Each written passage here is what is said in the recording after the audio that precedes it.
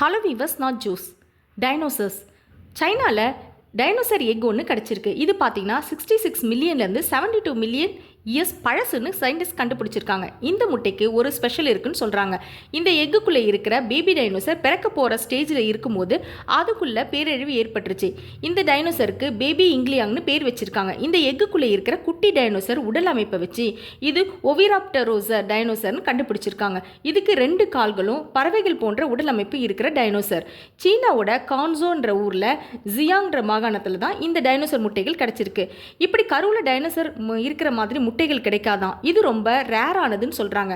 படிம நிலையில் சுமார் 17 சென்டிமீட்டர் நீளமும் டைனோசர் முட்டைக்குள்ள கருவில் இருக்கிற குட்டி டைனோசர் எலும்பு கூண்டு இருந்திருக்கு.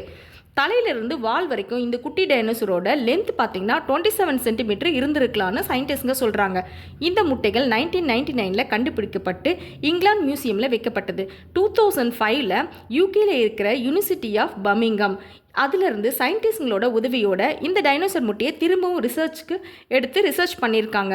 இந்த குட்டி டைனோசர் முதுகு நல்லா வளைச்சி தலையை குனிஞ்சு இருக்கிற நிலையில இருந்திருக்கு. பறவைகள் தான் குஞ்சு பொரிக்கிறதுக்கு முன்னாடி இப்படி இருக்கணும். இப்போ இருக்கிற இந்த பறவைகளோட இந்த முட்டையை கம்பேர் பண்ணி எப்படி பரிணாமம் அடைஞ்சிருக்கு அப்படின்னு கண்டுபிடிக்க ஈஸியாக இருக்கணும் சயின்டிஸ்ட்ங்க சொல்லியிருக்காங்க.